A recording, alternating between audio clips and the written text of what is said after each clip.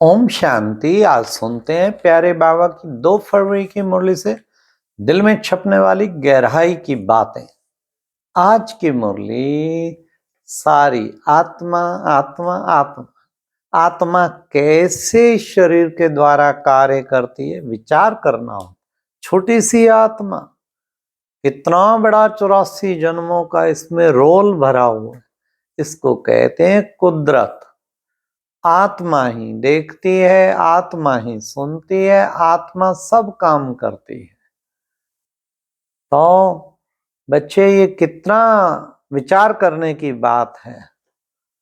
इसलिए बाबा ने कहा कि बच्चे सदा जो है ये क्या कनेक्शन है, रहती कहाँ है, इसका कनेक्शन क्या है। बिंदी निकल जाए तो कुछ नहीं रहता। तो ये बाबा ने कहा आत्मा पे खूब चिंतन करो। हाथ उठाया, क्या क्या काम करती है आत्मा। हाथ उठाया, किसने उठाया? आत्मा ने। देख कौन रही? आत्मा। बोल कौन रही? आत्मा।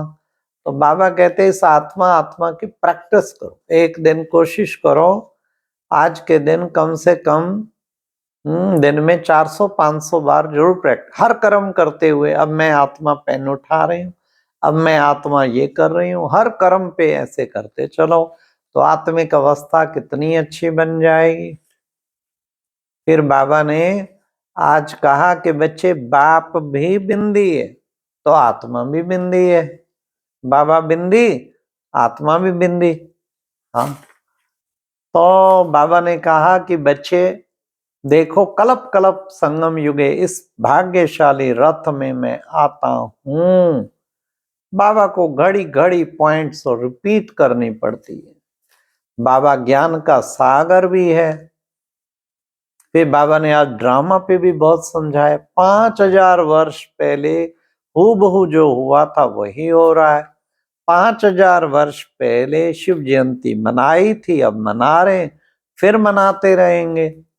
ये 5000 वर्ष का चक्कर बुद्धि में हो तो कभी अफसोस हो नहीं सकता, क्योंकि ये ड्रामा बना बनाया है।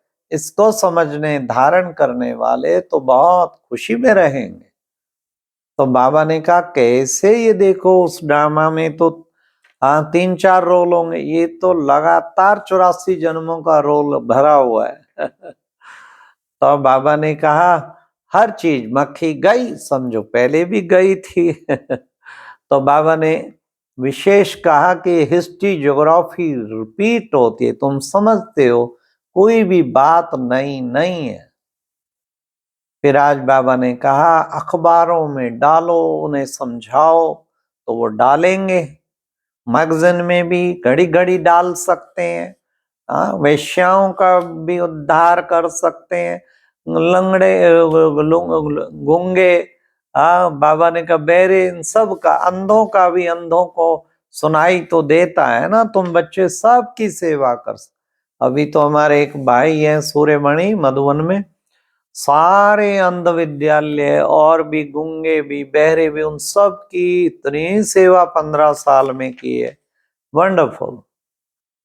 फिर बाबा ने कहा कि बच्चे, तुम बच्चे जो विशेष क्या करना है, तुम्हें सदैव हर्षित रहना है। कोई तो बच्चे बहुत महीनता से समझाते, जो समझेंगे वो औरों को समझाएंगे। जेल में भी जाके बच्चे सेवा कर सकते हो। अनादि अविनाशी ड्रामा अगर समझा तो फिर औरों को धारण कर जरूर समझाएंगे। फिर बाबा ने कहा कि बच्चे कच्चे जो होते हैं ना, कच्चे, उनको लोग फिरा देते, पक्के निश्चय बुद्धि बच्चों को कोई फिरा ना सके। इसलिए बच्चे जिनकी बुद्धि में बैठता है विचार सागर, मंथन करते हैं, वो दूसरों को जरूर समझाएंगे।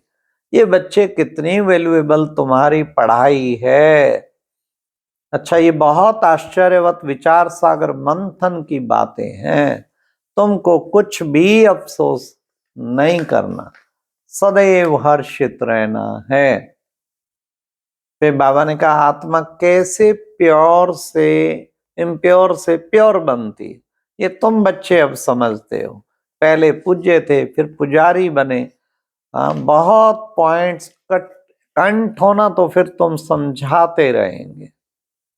आज बाबा ने कहा कि तुम बच्चे आत्माएं, तुम आत्माएं वो बनते मनुष्य, मनुष्यों के वकील, तुम आत्माएं आत्माओं की वकील बनती हो। तो बच्चे माया के राज में भूल चूक होती तो फिर सहन भी करना पड़ता। तो जो पूरा नहीं पढ़ेंगे, कर्मातीत नहीं बनेंगे, तो उनको सहन करना पड़ेगा। फिर बाबा ने कहा देखो बच्चे, गाया भी जाता है ना, God is one, God is one. दूसरा गाते हैं, चिंता ताकी कीजिए जो अनहोनी होए। बिल्कुल फिक्स ड्रामा है, तो चिंता किस चीज की करनी है? चिंता तो हो नहीं सकती। फिर बाबा ने कहा ज्ञान तो क्या है? चोब, चोब चीनी अर्थात ताकत की दवा है। फिर आज बाबा ने कहा बाप की याद के सिवाय तुम सतो प्रधान बन नहीं सकते। बाप की याद से ही तुम सतो प्रधान बनेंगे। आत्मा परमात्मा, आत्मा ही परमात्मा को याद करती। सब आत्माएं ब्रदर्स। जिसके पास जितने ज्ञान रतन होंगे उतनी खुशी में रहेंगे, खुशी का पारा चढ़ा रहेगा। फिर बाबा ने कहा कि देखो बच्चे, पिछाड़ी में तुम बच्चे, पिछाड़ी में तो पिछाड़ी को तुमको भाई भाई होकर रहना है। नंगे आए थे, नंगे जाना है। ऐसा ना हो पिछाड़ी में कोई और याद आ जाए, तुम्हारी एक रस्त अवस्था भी पिछाड़ी में ही होगी। फिर प्यारे बाबा ने आज सतयुग की बातें कही कि सतयुग में जानवर तो बहुत खूबसूरत होंगे। फिर बेहद का बाप जो समझाते हैं, ज्यों का त्यों अगर कोई धारण करता है तो बहुत उच्च पद पा सकता है। ज्यों का त्यों धारण करना है, जो बाबा समझाते हैं। फिर बाबा ने कहा सतयुग में आत्मा और शरीर दोनों कंचन होते हैं, प्रकृति भी कंचन होती है। हाँ, इसलिए बच्चे 21 जन्म तुम बच्चे इस रूहानी पढ़ाई से फिर 21 जन्म कभी भूल चूक नहीं होगी। अब तो भूल चूक होती रहती ना।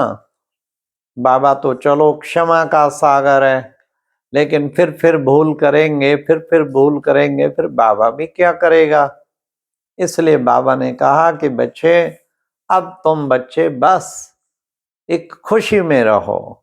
अब तो हमें ऐसा बनना है, खुश नसीब बनना है। आज प्यारे बाबा ने मुरली में वरदान में कहा अलबेलेपन की लहर को विदाई दे, सदा उमंग उत्साह में रहने वाले समझदार आत्मा भवा। अलबेले ऐसा तो चलता है, वो तो होता है, वो भी करते हैं, ये भी करते हैं। ये बाबा ने कहा सारी अलबेलेपन की बातें हैं। इस अलबेलेपन की लहर को विदाई दो। इतना तो चलता ही है, इतना तो लूजनेस दे देते हैं ना। वो देखो महारथियों में भी ये चीज है। ये सब बाबा ने कहा अलबेलेपन के तकिए लगा के कहीं लेटे हुए हैं।